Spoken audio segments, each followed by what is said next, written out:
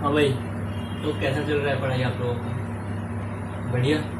चलिए आज हम दूसरा चैप्टर शुरू करते हैं बायोलॉजी का, बायोलॉजिकल क्लासिफिकेशन। ठीक है, बायोलॉजिकल क्लासिफिकेशन।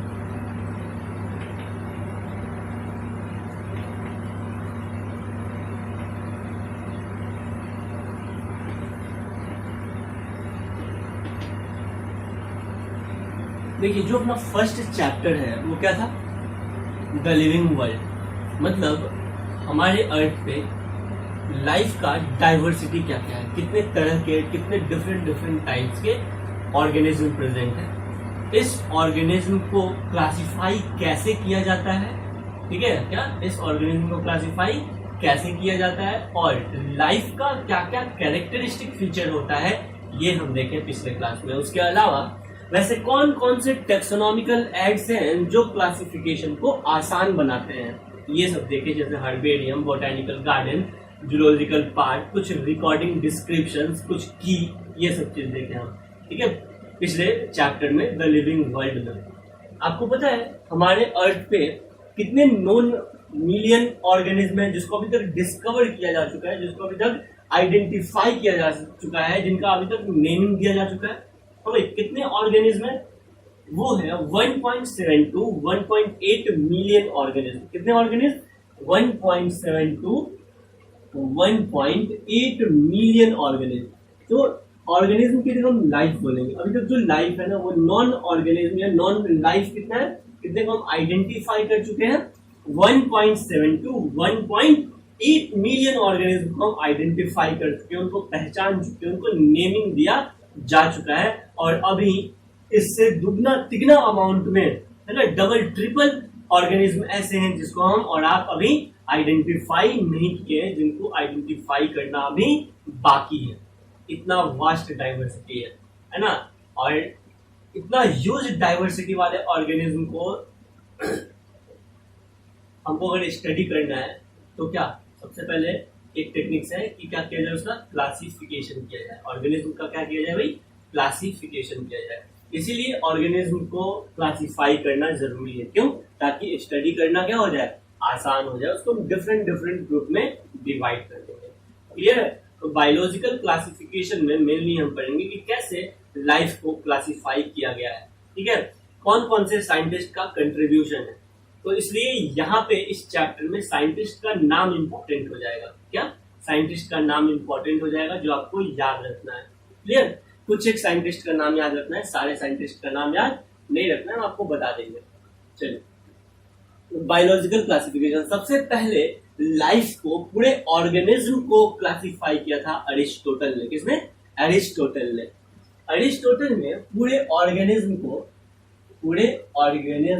ऑर्गेनिज्म मतलब लाइफ, अर्थ पे जो जीवन है ना उसको, ऑर्गेनिज्म को अरिस्टोटल ने, किन्होंने? अरिस्टोटल ने पूरे लाइफ को दो पार्ट में डिवाइड किया। हाँ भाई, कौन कौन सा? एक होता है प्लांट और दूसरा होता है एनिमल। इनका मानना था कि भाई कुछ प्लांट होते हैं और कुछ एनिमल होता है, बस यही तो है अर्थ पे और कुछ नहीं है। क्लियर? इनका मानना था, एरिस्टोटल का मानना था। देखो, प्लांट में बोला कि देखो भाई, ये जो प्लांट होता है, एक तो पूरे अर्थ पे प्लांट होता है और दूसरा एनिमल होता है। क्लियर? प्लांट को इन्होंने बोला कि भाई प्लांट्स के जो टाइप्स होते हैं ना, बस ट्री होता है, दूसरा सर्ड होता है और तीसरा हर्ब्स होते हैं, यानी हर्ब होता है। एनिमल को इन्होंने क्लासिफाई किया कि भाई एनिमल में दो तरह के एनिमल्स होते हैं, एक वैसे एनिमल जिसका ब्लड रेड है और एक वैसे एनिमल जिसका ब्लड रेड नहीं है, यानी विद रेड ब्लड, और दूसरा क्लासिफिकेशन में इन्होंने बोला without red blood, without red blood. ठीक है, जैसे हम आपको बोले भाई अपने आसपास आप कितने ऑर्गेनिज्म को देखते हैं, नाम बताइए। ठीक है, क्लास में करेंगे तो आप क्या बोलिएगा? सर देखिए, एक तो रेप्टाइल्स दिखता है, मतलब छिपकली दिखती है, स्नेक दिखता है, कभी कभी रैट दिखता है, उसके अलावा गाय दिखती है, बैल बैल भैंस, बकरी, कुत्ता, बिल्ली, यही सब तो दिखता है। ठीक है, ह्यूमंस भी दिखते हैं साथ में। और क्या दिखता है? तो कोई समझदार बच्चा होता है बोलता है सर प्लांट, बिल्कुल सही, प्लांट भी दिखता है, बर्ड्स भी दिखती हैं। और कुछ दिखता है? और कुछ नहीं दिखता आपको, है ना। तो अगर हम बोले आप क्लासिफाई कीजिए पूरे लाइफ को, पूरे ऑर्गेनिज्म को अर्थ पे, तो आप भी शायद दो ही किंगडम में क्लासिफाई कीजिएगा, एक तो प्लांट और दूसरा एनिमल। समझ में आ गया? तो एरिस्टोटल ने भी पूरे लाइफ को दो पार्ट में डिवाइड किया कि भाई दो ही तो लाइफ है, एक तो प्लांट होता है और दूसरा एनिमल्स होता है। ठीक है, उसके कुछ समय के बाद लीनियस आया। कौन है? लीनियस आया। और लीनियस ने बोला कि भाई अरिस्टोटल से हम थोड़े से सहमत हैं, मतलब हम एग्री करते हैं। उन्होंने टू किंगडम सिस्टम दिया। अरिस्टोटल ने क्या दिया? टू किंगडम सिस्टम दिया पूरे लाइफ को। सॉरी, अरिस्टोटल बोलेगा, लीनियस है। उसके बाद कौन है? अरिस्टोटल के बाद कौन साइंटिस्ट है? लीनियस है। और लीनियस ने पूरे ऑर्गेनिज्म को दो पार्ट में डिवाइड किया।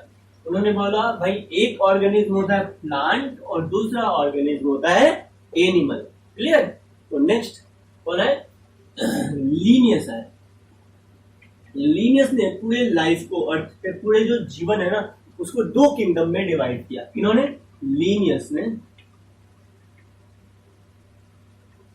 दिया टू किंगडम सिस्टम। क्या दिया? Two kingdom system.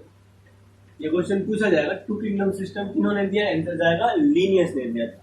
ठीक है, बाइनोमियल नोमेनक्लेचर किन्होंने दिया था? लीनियस ने दिया था। चलो, तो पूरे लाइफ पे, पूरे जीवन को, पूरे लाइफ को अर्थ पे दो पार्ट में डिवाइड किया लीनियस ने, और बोला कि भाई एक होता है प्लांट किंगडम। क्या होता है? एक होता है प्लांट किंगडम। प्लांट किंगडम को आप प्लांटी कह सकते हैं और एनिमल किंगडम को एनिमेलिया कह सकते हैं। यानी लीनियस ने पूरे लाइफ को दो पार्ट में डिवाइड किया। ठीक है, एक तो प्लांट किंगडम और दूसरा एनिमल किंगडम। क्या? Animal kingdom. क्लियर है? इनसे पूछा गया कि लीनियस आप बताइए, आप बोल दिए कि भाई लाइफ दो तरह का है अर्थ पे, एक तो प्लांट होता है और दूसरा एनिमल होता है। यानी एक ऑटोट्रॉपिक ऑर्गेनिज्म होता है और दूसरा हेटेरोट्रॉपिक ऑर्गेनिज्म होता है। समय के साथ एडवांसमेंट होता गया, लोग आंख के अलावा माइक्रोस्कोप से भी देखने लगा। समझ में आया? तो किसी को दिखा यूग्लिना। क्या दिखा? यूग्लिना दिखा। आपको पता है यूग्लिना क्या है? जैसे आज हम और आप बहुत एडवांस हो गए हैं, है ना। बैक्टीरिया भी दिखता है हमको, उसके अलावा फंजाई भी दिखता है हमको। क्लियर?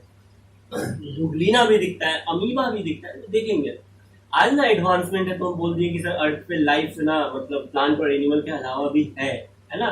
बैक्टीरिया है, फंजाई है, अमीबा है, पैरामीशियम है, यूग्लिना है। लेकिन उस समय माइक्रोस्कोप नहीं हुआ करता था। तो लीनियस से पूछा गया कि आप बताइए कि ये जो यूग्लिना है ना, यूग्लिना, इसके पास तो प्लांट का भी कैरेक्टर है और इसके पास एनिमल का भी कैरेक्टर है। पता है ना आपको, connecting link between plant and animal. Light के प्रेजेंस में यूग्लिना फोटोसिंथेसिस करता है, अपना फूड खुद प्रिपेयर करता है, और लाइट के एब्सेंस में ये हेटेरोट्रॉपिक हो जाता है, यानी प्रीडेटर की तरह एक्ट करता है, अपने से छोटे ऑर्गेनिज्म को मार के खाता है। क्लियर? कौन? यूग्लिना। इनसे पूछा गया भैया यूग्लिना को कहाँ पे रखेंगे, प्लांट किंगडम या एनिमल किंगडम? बोले पता नहीं यार। समय बीतता गया और दूसरे साइंटिस्ट आए, इनका नाम था हैकेल। क्या नाम था? Hückel, August Hückel. हैकेल ने थ्री किंगडम सिस्टम दिया। क्या दिया? थ्री किंगडम सिस्टम दिया। तो नेक्स्ट हेडिंग देंगे थ्री किंगडम सिस्टम। लीनियस ने क्या दिया? टू किंगडम सिस्टम दिया। आपको याद रखना है। चलिए, उसके बाद आया थ्री किंगडम सिस्टम। क्या आया? Three kingdom system. Three kingdom system में अर्नेस्ट हैकेल और अर्नेस्ट हैकेल, अर्नेस्ट हैकेल पढ़ते इसको HAECKEL। अर्नेस्ट हैकेल ने पूरे लाइफ को, पूरे ऑर्गेनिज्म को टू पार्ट में नहीं, थ्री पार्ट में डिवाइड किया। और उसमें रख देगा किसको? यूग्लिना को। खैर देखिए यहाँ पे, तो अर्नेस्ट हैकेल ने पूरे लाइफ को थ्री किंगडम में क्लासिफाई किया। बोला कि देखो भाई, लीनियस सही बोल रहे थे, एक प्लांट किंगडम होता है। क्या होता है? प्लांट किंगडम होता है, जिसको प्लांटी कह सकते हैं। दूसरा एक एनिमल किंगडम होता है, जिसको एनिमेलिया कहते हैं। और लीनियस ना यूग्लिना को देखना भूल गए। क्या यूग्लिना को देखना भूल गए, और यूग्लिना जो है ना वो यूनिसेलुलर यूकैरियोटिक ऑर्गेनिज्म है। क्या है? Unicellular eukaryotic organism. क्या है? Unicellular eukaryotic organism. और यूनिसेलुलर यूकैरियोटिक को आप प्रोटिस्टा में रख सकते हैं। किसमें रख सकते हैं? प्रोटिस्टा एक किंगडम है। क्या है? प्रोटिस्टा एक किंगडम है, यानी कोई सा भी ऑर्गेनिज्म अगर यूनिसेलुलर होगा और यूकैरियोटिक होगा, पता है ना प्रोकैरियोटिक यूकैरियोटिक सेल। चलिए, तो कोई भी ऑर्गेनिज्म अगर प्रोकैरियोटिक नहीं यूकैरियोटिक होगा, क्या यूकैरियोटिक होगा, यूनिसेलुलर यूकैरियोटिक होगा, यानी एक सेल से बना रहेगा और उसके पास ट्रू न्यूक्लियस होगा। यूनिसेलुलर यूकैरियोटिक यानी ट्रू न्यूक्लियस होगा और एक सेल का बना हुआ, उस सारे ऑर्गेनिज्म को किसमें रख देना है? प्रोटिस्टा में रख देना है। जैसे पैरामीशियम यूनिसेलुलर यूकैरियोटिक है, प्रोटिस्टा किंगडम में आता है। अमीबा यूनिसेलुलर यूकैरियोटिक है, प्रोटिस्टा में आता है। यूग्लिना यूनिसेलुलर यूकैरियोटिक है, प्रोटिस्टा में रखते हैं। प्रोटिस्टा में कौन सा ऑर्गेनिज्म है? Unicellular eukaryotic organism. यानी इन्होंने 3 डब्बा बनाया। इन्होंने अर्नेस्ट हैकेल ने बोला कि देखो जो ऑटोट्रॉपिक होता है ना, वो क्या होता है? जो ऑटोट्रॉपिक होता है जिसके पास सेल वॉल होता है उसको प्लांट किंगडम कहते हैं। क्या कहते हैं? प्लांट किंगडम कहते हैं। जो हेटेरोट्रॉपिक होता है जिसके पास सेल वॉल नहीं होता है उसको एनिमल किंगडम में डाल देते हैं। और जो यूनिसेलुलर यूकैरियोटिक है, क्या है? यूनिसेलुलर यूकैरियोटिक है, उसको हम बोलेंगे भाई ये प्रोटिस्टा किंगडम में रहेगा। कहां पे रहेगा? प्रोटिस्टा किंगडम में रहेगा। इस तरह से अर्नेस्ट हैकेल ने 3 किंगडम सिस्टम दिया। आपसे क्वेश्चन पूछा जाएगा, अर्नेस्ट हैकेल ने 3 किंगडम सिस्टम दिया, उसमें क्या क्या था? पहला ऑप्शन प्लांटी एनिमेलिया मोनेरा दिया रहेगा, फंजाई दिया रहेगा, इस तरह से। दूसरा ऑप्शन या कोई ऑप्शन बनेगा जिसमें प्लांटी एनिमेलिया और प्रोटिस्टा ये तीनों दिया रहेगा, वही आंसर टिक होगा। दूसरा क्वेश्चन आपसे पूछा जाएगा कि भाई जब एनिमल का क्लासिफिकेशन किया गया तो प्रोटिस्टा किंगडम को कौन इंट्रोड्यूस किया? क्या प्रोटिस्टा किंगडम को कौन इंट्रोड्यूस किया? समझ आ गया? पहला ऑप्शन रहेगा एरिस्टोटल, दूसरा लीनियस, तीसरा अर्नेस्ट हैकेल। तो दिख रहा है तुमको? अर्नेस्ट हैकेल ने प्रोटिस्टा किंगडम को इंट्रोड्यूस किया कि भाई प्रोटिस्टा किंगडम में यूनिसेलुलर यूकैरियोटिक ऑर्गेनिज्म रहते हैं। तो यहां से ऐसा क्वेश्चन आएगा। क्लियर? 3 किंगडम सिस्टम भी हो गया। सवाल तो उठाएगा लोग, बोलेगा ठीक है भाई तुम यूनिसेलुलर यूकैरियोटिक ऑर्गेनिज्म को कहां पे रख दिए? प्रोटिस्टा में रख दिए। बताओ बैक्टीरिया को कहां रखें? बैक्टीरिया क्या है?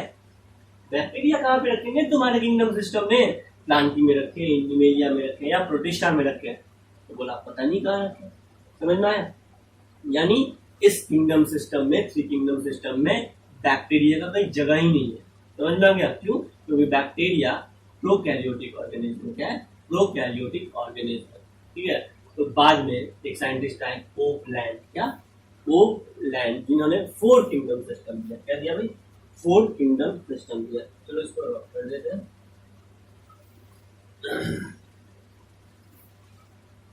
तो 4 किंगडम सिस्टम नेक्स्ट करेंगे लेंगे। 4 किंगडम सिस्टम।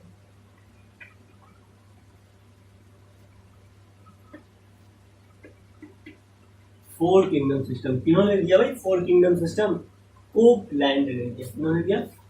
कोपलैंड, COPLAND है ना, कोपलैंड ने दिया था 4 किंगडम सिस्टम। उन्होंने पूरे लाइफ को 4 किंगडम में डिवाइड कर दिया। पहला तो हो गया प्लांटी, दूसरा हो गया एनिमेलिया, और तीसरा हो गया प्रोटिस्टा। क्या हो गया? प्रोटिस्टा। और चौथा हो गया मोनेरा। बोला कि भाई मोनेरा किंगडम में डालिए बैक्टीरिया को।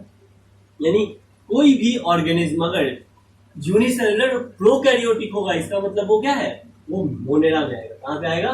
मोनेरा में आएगा। कोई भी ऑर्गेनिज्म अगर यूनिसेलुलर यूकैरियोटिक है तो उसको किसमें रख देंगे? प्रोटिस्टा में रखेंगे। यहां से भी ऐसा ही क्वेश्चन बन के आएगा कि भाई किंगडम सिस्टम में मोनेरा किंगडम को किन्होंने इंट्रोड्यूस किया? आंसर जाएगा कोपलैंड ने इंट्रोड्यूस किया। किन्होंने? कोपलैंड ने इंट्रोड्यूस किया है। क्लियर? तो इस तरह से आप क्वेश्चन कर लेंगे। प्रोटिस्टा को किन्होंने इंट्रोड्यूस किया? हैकेल ने किया। किन्होंने? हैकेल ने। तो प्रोटिस्टा में कैसे ऑर्गेनिज्म रहते हैं? प्रोटिस्टा में यूनिसेलुलर यूकैरियोटिक ऑर्गेनिज्म रहते हैं। कैसे? यूनिसेलुलर यूकैरियोटिक ऑर्गेनिज्म रहते हैं, जबकि मोनेरा में कैसे ऑर्गेनिज्म रहते हैं? मोनेरा में यूनिसेलुलर प्रोकैरियोटिक ऑर्गेनिज्म रहते हैं। और प्रोकैरियोटिक ऑर्गेनिज्म का एग्जांपल है बैक्टीरिया। क्या? बैक्टीरिया। बैक्टीरिया मतलब प्रोकैरियोटिक ऑर्गेनिज्म। क्या? बैक्टीरिया मतलब प्रोकैरियोटिक ऑर्गेनिज्म। तो मोनेरा में रहता है बैक्टीरिया, प्रोकैरियोटिक ऑर्गेनिज्म। प्रोकैरियोटिक तो पता है ना, वैसा सेल जिसके पास ट्रू न्यूक्लियस प्रेजेंट नहीं है। बाद में कोपलैंड के 4 किंगडम सिस्टम पे भी सवाल उठने लगा। इनसे पूछा गया कि भैया फंजाई, दिख रहा है आपको? Fungi heterotrophic mode of nutrition रखता है। क्या? हेटेरोट्रॉपिक मोड ऑफ न्यूट्रिशन रखता है। फंजाई को कहाँ रखता है? क्या? इसके पास तो सेल वॉल भी है, कुछ कैरेक्टर प्लांट के जैसा है, यानी इसके पास सेल वॉल है, और कुछ कैरेक्टर एनिमल के जैसा है। ये हेटेरोट्रॉपिक है, लेकिन ये फिर चल फिर नहीं सकता है, ये लोकोमोशन नहीं कर सकता है। ठीक है? तो फंजाई के बारे में लोग पूछा कि फंजाई को कहाँ पे रखें, तो कोपलैंड यहाँ पे भी क्या हो गया? फेल हो गया। उसके बाद नेक्स्ट 5 किंगडम सिस्टम आया। क्या आया? 5 किंगडम सिस्टम आया। और 5 किंगडम सिस्टम आया तो एक सिस्टमैटिक सिस्टम बनाया।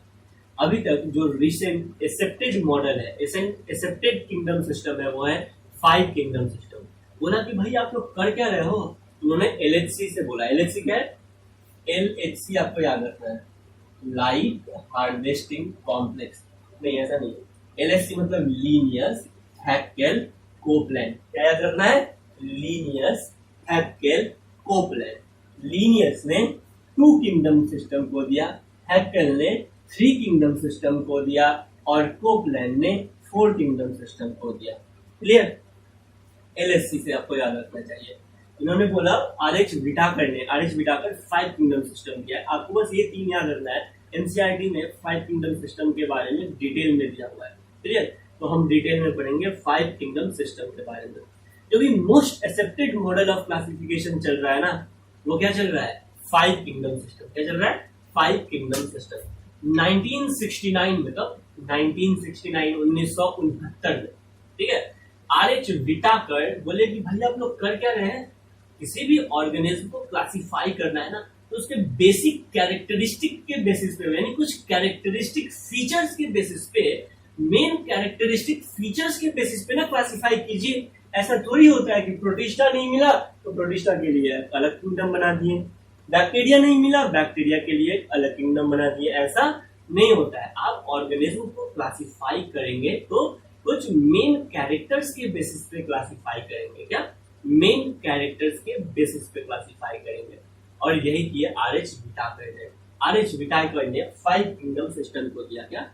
5 किंगडम सिस्टम को दिया। देखो अभी तक हम क्या पढ़े? अभी तक हम पढ़े 2 kingdom system, 3 kingdom system, 4 kingdom system. 2 kingdom system Linnaeus दे दिया था, प्लांट और एनिमल किंगडम, यानी पूरे लाइफ को प्लांट और एनिमल किंगडम में डिवाइड कर दिया। हैकेल ने 3 किंगडम सिस्टम को दिया, अरस्ट हैकेल ने 3 किंगडम सिस्टम को दिया और पूरे लाइफ को 3 किंगडम में डिवाइड कर दिया। बोला भाई प्लांट किंगडम होता है, एनिमल किंगडम होता है, प्रोटिस्टा किंगडम होता है, जिसमें यूनिसेलुलर यूकैरियोटिक ऑर्गेनिज्म को रखते हैं। और तीसरा कोपलैंड वाला 4 किंगडम सिस्टम। क्या?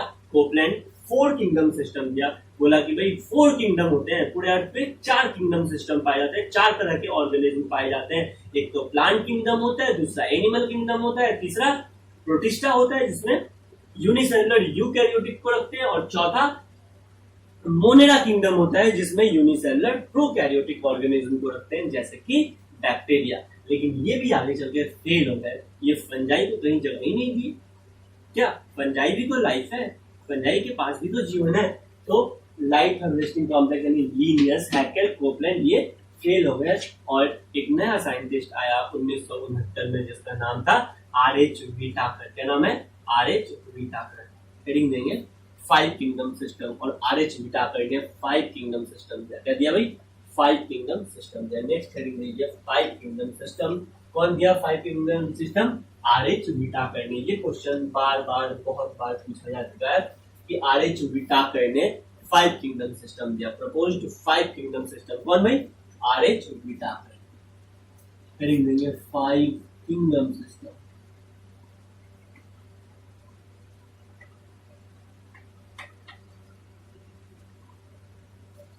इन्होंने दिया 5 kingdom system, RH Whittaker। RH Whittaker ने 5 किंगडम सिस्टम दिया, प्रपोज्ड बाय RH Whittaker। इन्होंने बोला कि भाई क्लासिफिकेशन करना है ना, तो कुछ फिक्स क्राइटेरिया के बेसिस पे ऑर्गेनिज्म का क्लासिफिकेशन करते हैं। क्या RH Whittaker 5 किंगडम सिस्टम कब दिया? 1969 में। ये डेट भी इम्पोर्टेंट है, ये नाम भी इम्पोर्टेंट है, बहुत बार पूछा जा चुका है, फिर से पूछने का चांस है।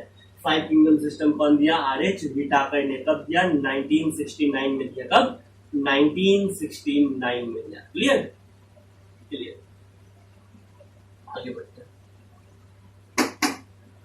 इन्होंने बोला कि भाई ऑर्गेनिज्म को क्लासिफाई करना है ना, तो कुछ मेन क्राइटेरिया, कुछ बेसिक कैरेक्टरिस्टिक फीचर के बेसिस पे ऑर्गेनिज्म को क्लासिफाई किया जाए, जैसे सेल स्ट्रक्चर, सेलुलर ऑर्गेनाइजेशन या थैलस ऑर्गेनाइजेशन या बॉडी ऑर्गेनाइजेशन। बात देखिए, ऑर्गेनिज्म को क्लासिफाई करते हैं सेल स्ट्रक्चर के बेसिस पे, बॉडी ऑर्गेनाइजेशन या थैलस ऑर्गेनाइजेशन के बेसिस पे, मोड ऑफ न्यूट्रिशन पे, भाई ऑर्गेनिज्म का मोड ऑफ न्यूट्रिशन कैसा है, मोड ऑफ रिप्रोडक्शन के बेसिस पे, और फाइलोजेनेटिक रिलेशनशिप के बेसिस पे। फाइलोजेनेटिक रिलेशनशिप कहने का मतलब है इवोल्यूशनरी रिलेशनशिप के बेसिस पे ऑर्गेनिज्म को क्लासिफाई कर दिया जाए। ऐसा नहीं कि लेमैन के जैसा जैसे तैसे भी कर रहे हैं। समझ में आ गया? तो ऑर्गेनिज्म को क्लासिफाई करने के लिए कुछ बेसिक कैरेक्टर है, उसी के बेसिस पे ऑर्गेनिज्म को क्लासिफाई करते हैं। एक बार सारे कैरेक्टर को मेरे साथ बोलना, ठीक है? RH Whittaker ने ऑर्गेनिज्म को क्लासिफाई किया ऑन द बेसिस ऑफ पहला सेल स्ट्रक्चर। क्या? पहला सेल स्ट्रक्चर। दूसरा सेल स्ट्रक्चर के बाद बॉडी ऑर्गेनाइजेशन या थैलस ऑर्गेनाइजेशन। तीसरा मोड ऑफ न्यूट्रिशन। चौथा रिप्रोडक्शन। पांचवा फाइलोजेनेटिक रिलेशनशिप। ये सब एनसीईआरटी में दिया हुआ है, अगर आप पढ़ेंगे तो आपको ये दिखेगा। नेक्स्ट लिखेंगे इसको, main criteria for classification used by him. Main criteria for classification used by him. कौन कौन सा क्लासिफिकेशन के लिए क्राइटेरिया लिया? सबसे पहला तो सेल स्ट्रक्चर लिया। क्या लिया? Cell structure. दूसरा सेल्यूलर ऑर्गेनाइजेशन। सेल्यूलर ऑर्गेनाइजेशन या इसी को कहते हैं बॉडी ऑर्गेनाइजेशन या इसी को कहते हैं थैलस ऑर्गेनाइजेशन। क्लियर? नेक्स्ट और कौन सा क्राइटेरिया लिया?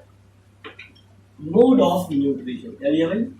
मोड ऑफ न्यूट्रिशन के बेसिस पे ऑर्गेनिज्म को क्लासिफाई किया, और मोड ऑफ रिप्रोडक्शन के बेसिस पे ऑर्गेनिज्म को क्लासिफाई किया गया, और फाइलोजेनेटिक रिलेशनशिप के बेसिस पे ऑर्गेनिज्म को क्लासिफाई किया गया। फाइलोजेनेटिक रिलेशनशिप मतलब इवोल्यूशनरी रिलेशनशिप के बेसिस पे ऑर्गेनिज्म को क्लासिफाई किया गया। क्या? फाइलोजेनेटिक रिलेशनशिप के बेसिस पे।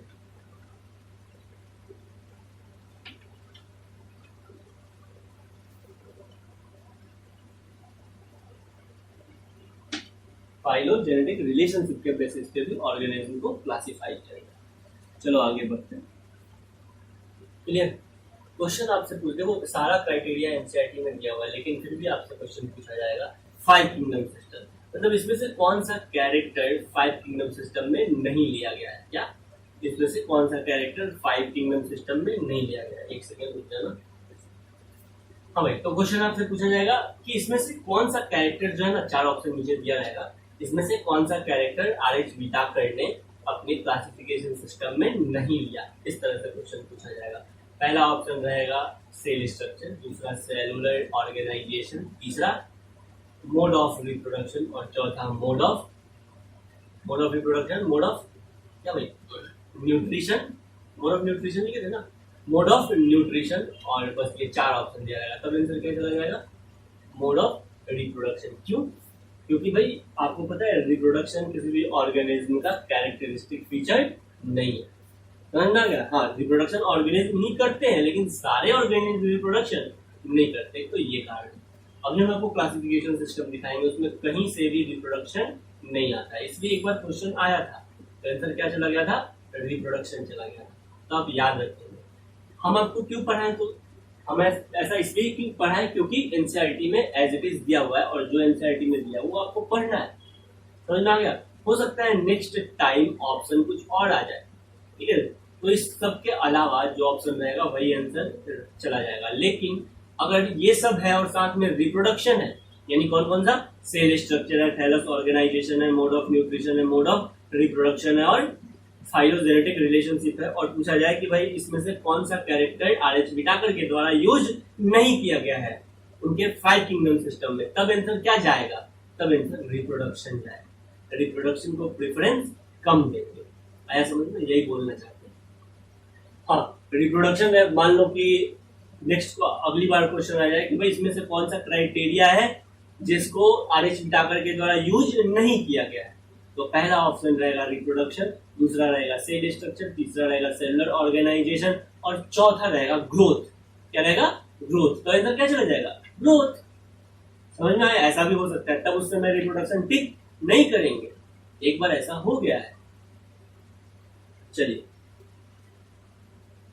नेक्स्ट हम क्लासिफिकेशन सिस्टम देखते हैं, किसका, आरएच विटाकर का। आरएच विटाकर ने पूरे ऑर्गेनिज्म को पूरे लाइफ को सेल स्ट्रक्चर के बेसिस पे, क्या, सेल स्ट्रक्चर के बेसिस पे 2 पार्ट में डिवाइड किया। सेल का स्ट्रक्चर कैसा है, इसके पास ट्रू न्यूक्लियस है कि नहीं है, मतलब ये प्रोकैरियोटिक ऑर्गेनिज्म होगा या यूकैरियोटिक ऑर्गेनिज्म होगा, क्या प्रोकैरियोटिक होगा या यूकैरियोटिक ऑर्गेनिज्म होगा। तो सेल स्ट्रक्चर के बेसिस पे आरएच विटाकर ने पूरे लाइफ को, पूरे ऑर्गेनिज्म को 2 पार्ट में डिवाइड किया, prokaryotic and another is eukaryotic. अब जो यूकैरियोटिक वाला है ना, इसको फिर से इन्होंने 2 पार्ट में डिवाइड किया। एक होता है यूनिसेल्यूलर, क्या होता है, यूनिसेल्यूलर, और दूसरा होता है मल्टीसेल्यूलर। क्या, मल्टीसेल्यूलर। जो मल्टीसेल्यूलर ऑर्गेनिज्म है ना, उसको फर्दर इन्होंने 2 पार्ट में, देखो पहला तो सेल स्ट्रक्चर के बेसिस पे, दूसरा सेलुलर ऑर्गेनाइजेशन के बेसिस पे। मतलब ऑर्गेनिज्म या तो ये यूनिसेलुलर है या तो ये मल्टीसेलुलर है। तीसरा, इसको फिर प्रेजेंस और एब्सेंस ऑफ सेल वॉल के बेसिस पे डिवाइड किया गया। क्या, प्रेजेंस और एब्सेंस ऑफ सेल वॉल के बेसिस पे डिवाइड किया गया। देखो मल्टीसेलुलर को फिर 2 पार्ट में डिवाइड किया गया, विद सेल वॉल और विदाउट सेल वॉल,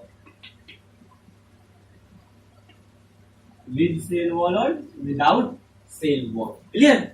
फिर ऑर्गेनिज्म जिसके पास सेल वॉल है, उसको फिर से 2 पार्ट में डिवाइड किया गया। क्या वो अपना फूड खुद प्रिपेयर करता है या फिर वो प्रिपेयर्ड फूड को ऑब्टेन करता है, यानी do not perform photosynthesis,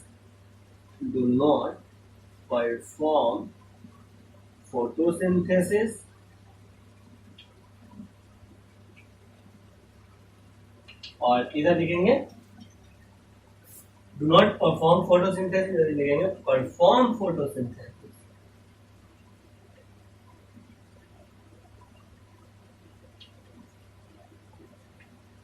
clear. तो ये आरएच विटाकर का 5 किंगडम सिस्टम। देखिए आरएच विटाकर ने पूरे लाइफ को सेल स्ट्रक्चर के बेसिस पे 2 पार्ट में डिवाइड किया कि भैया पूरे लाइफ को 2 पार्ट में बांट दो, एक तो प्रोकैरियोटिक वाला और दूसरा यूकैरियोटिक वाला। जो प्रोकैरियोटिक वाले ऑर्गेनिज्म है ना, उसको इन्होंने बोल दिया कि हम इसको मोनेरा किंगडम में रखते हैं। इसमें रखते हैं मोनेरा किंगडम में रखते हैं। जो यूनिसेलुलर यूकैरियोटिक है, फिर से देखो, जो यूनिसेलुलर यूकैरियोटिक है वो प्रोटिस्टा में रहेगा। किसमें रहेगा? प्रोटिस्टा में रहेगा। जो वो ऑर्गेनिज्म जो फोटोसिंथेसिस परफॉर्म नहीं करता है, डू नॉट परफॉर्म फोटोसिंथेसिस, जो फोटोसिंथेसिस परफॉर्म नहीं करता है, जिसके पास सेल वॉल है, जो फोटोसिंथेसिस परफॉर्म नहीं करता है जिसके पास सेल वॉल है, और वो मल्टी सेलुलर होता है, यूकैरियोटिक होता है, वैसे ऑर्गेनिज्म को किसमें रख दो? फंजाई में रख दो, किसमें रख दो, फंजाई में रख दो, किसमें रख दो, फंजाई में रख दो। यानी ये Monera kingdom, protista kingdom, fungi kingdom. और वैसे ऑर्गेनिज्म जो अपना फूड खुद प्रिपेयर करते हैं, परफॉर्म फोटोसिंथेसिस, जिसके पास सेल वॉल है, जो मल्टी सेलुलर है और जो यूकैरियोटिक है, उसको कहाँ पे रख दो, उसको प्लांट किंगडम में रख दो। और प्लांट किंगडम को कहते हैं प्लांटी, या प्लांट किंगडम में रख दो। और वैसे ऑर्गेनिज्म जो हेटेरोट्रॉपिक होते हैं, क्या होते हैं, हेटेरोट्रॉपिक होते हैं। वैसे ऑर्गेनिज्म जो हेटेरोट्रॉपिक होते हैं, अपना फूड खुद प्रिपेयर नहीं करते, जिनके पास सेल वॉल नहीं होता है, जो मल्टी सेलुलर होता है, जो यूकैरियोटिक होता है, तो कहाँ पे रख दो, उसको एनिमल किंगडम में रख दो। कहाँ पे रख दो भाई, एनिमल किंगडम यानी एनिमेलिया में रख दीजिए। ठीक है, तो देखो यहाँ पे मोड ऑफ न्यूट्रिशन के बेसिस पे फंजाई और प्लांटी बन गया, एनिमेलिया बन गया। सेलुलर ऑर्गेनाइजेशन के बेसिस पे यूनिसेलुलर, मल्टीसेलुलर और सेल स्ट्रक्चर के बेसिस पे प्रोकैरियोटिक और यूकैरियोटिक बन गया। तो देखो आरएच विटाकर का किंगडम सिस्टम में 5 किंगडम सिस्टम आया। क्या क्या, एक तो मोनेरा किंगडम, दूसरा प्रोटिस्टा किंगडम, तीसरा फंजाई किंगडम, चौथा प्लांट किंगडम, और लास्ट में क्या हो गया, एनिमल किंगडम। क्या ये फाइलोजेनेटिक रिलेशनशिप को दिखा रहा है, क्या ये इवोल्यूशनरी ट्रेंड को दिखा रहा है? बिल्कुल दिखा रहा है। सबसे पहले जो आया वो क्या आया, मोनेरा आया। मोनेरा से डेवलप हुआ समय के साथ प्रोटिस्टा, प्रोटिस्टा से फंजाई, फंजाई से प्लांटी, और प्लांट से फिर एनिमल जैसे ऑर्गेनिज्म बने। और यूग्लिना आपको बताता है कि हाँ भाई, हम पहले प्लांट के जैसे थे, लेकिन हम अब एनिमल के जैसा बिहेव करते हैं। क्लियर है? खैर, ये सब तो बात का बात है। आप बस देखिए कि यहाँ पे आरएच विटाकर जो है ना, आरएच विटाकर वो 5 किंगडम सिस्टम दिया। क्या क्या था इसमें, Monera, protista, Monera, protista, fungi, Plantae और एनिमेलिया, ये चारों, ये पांचों। क्लियर? कौन दिया 5 किंगडम सिस्टम को? आरएच विटाकर ने दिया। कौन दिया? आरएच विटाकर ने दिया। कब दिया? 1969 में दिया। कब? 1969 में दिया। ये आपको याद रखना। नेक्स्ट एक साइंटिस्ट है जिनका नाम है कार्ल वुल्फ। क्या देखो, ये मोस्ट एक्सेप्टेड मॉडल है 5 किंगडम सिस्टम, लेकिन समय के साथ एडवांसमेंट बढ़ता जाता है ना, तो बाद में एक साइंटिस्ट आया और बोले भाई ठीक है 5 किंगडम सिस्टम, लेकिन थोड़ा सा इसमें आपको छोड़ रहे हैं। उन्होंने 6 किंगडम क्लासिफिकेशन सिस्टम दिया। इन्होंने कार्ल वुल्फ ने 6 किंगडम क्लासिफिकेशन सिस्टम दिया, या उसको 3 डोमेन ऑफ लाइफ कहते हैं। क्या कहते हैं? 3 डोमेन ऑफ लाइफ कहते हैं। चलो देखते हैं 3 डोमेन ऑफ लाइफ।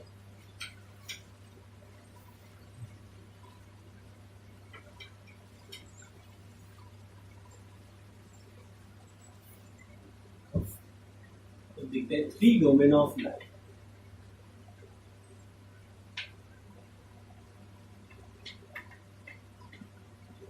कौन दिया 3 domain of life? Carl Woolf, WOOLF। कब दिया? 1977 में दिया। कब दिया भाई? 1977 में, 1977 में दिया। कार्ल वुल्फ ने 3 डोमेन ऑफ लाइफ, या इसको कहते हैं 6 किंगडम क्लासिफिकेशन। क्या कहते हैं? 6 किंगडम क्लासिफिकेशन।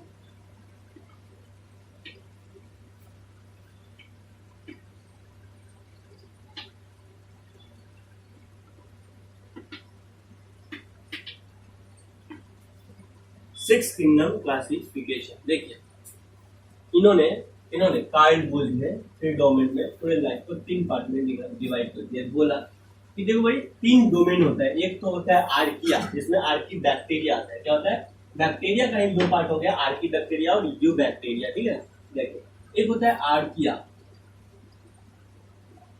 क्या होता है भाई? आर्किया, ARCHAEA, आर्किया हो गया। दूसरा यूकैरिया हो गया, और तीसरा हो गया आर्किया हो गया और यूकैरिया। क्या हो गया? यूकैरिया नहीं, यू बैक्टीरिया। एक तो आर्किया हो गया और दूसरा यू बैक्टीरिया हो गया,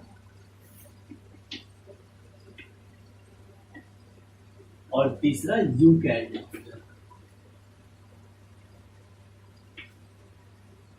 इन्होंने बोला कि भाई एक नया ग्रुप बना लो बैक्टीरिया का, जो प्रीमिटिव, जिसमें प्रीमिटिव बैक्टीरिया आते हैं। वैसे बैक्टीरिया जब अर्थ का लाइफ, मतलब जब अर्थ पे लाइफ जब इनिशिएट हुआ था ना, तो सबसे पहले बहुत पुराने बैक्टीरिया आए थे जिसके पास फोटोसिंथेसिस करने का भी पोटेंशियल था, ठीक है, या जो केमिकल से अपना फूड ऑब्टेन करते थे जिसको कीमो ऑटोट्रॉपिक ऑर्गेनिज्म कहते हैं, ठीक है, उसको बोलते हैं आर्की बैक्टीरिया।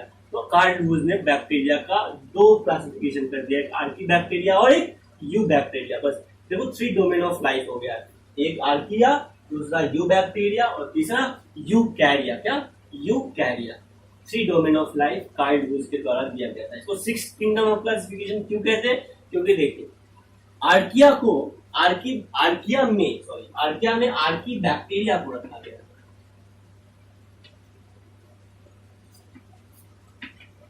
यू बैक्टीरिया में मोनेरा वाले किंगडम को रख दिया गया है। क्या रख दिया गया है? मोनेरा को या यू बैक्टीरिया को रखा गया है जो एडवांस बैक्टीरिया होते हैं। और यूकैरिया में ये चारों किंगडम यानी प्रोटिस्टा भी यूकैरियोटिक है ना, फंजाई भी यूकैरियोटिक है, तो यूकैरिया में रखा गया है फंजाई,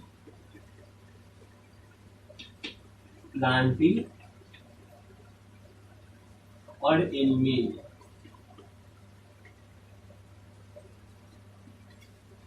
क्लियर है? ये सब रख दिया गया यूकैरिया में।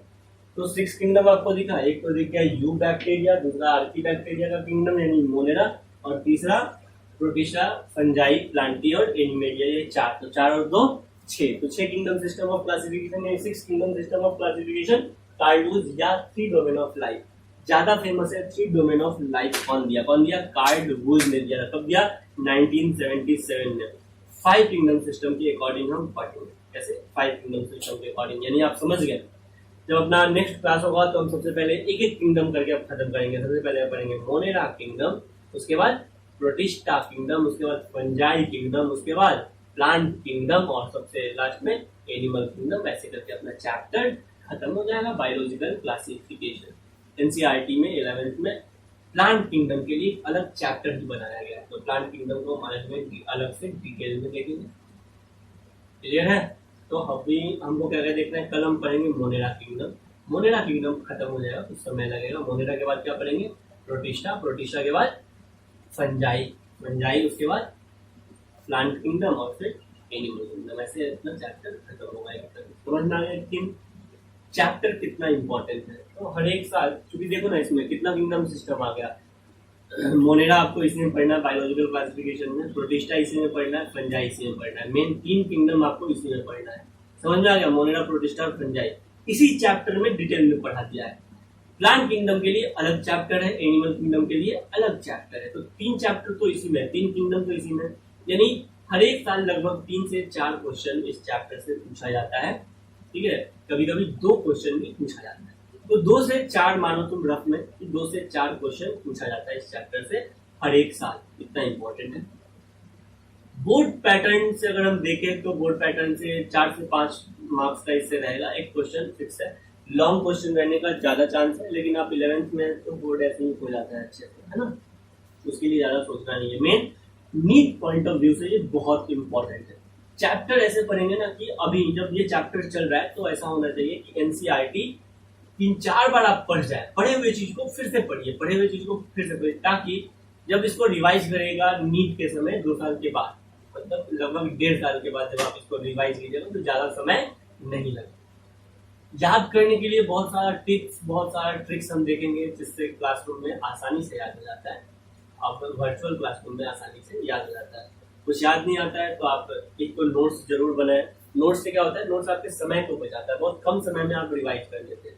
क्लियर? बार बार सोचिएगा वीडियो देख के रिवाइज करें तो आपका समय क्या होगा, किल होगा, डाटा भी किल होगा। ठीक है, चलिए, थैंक यू।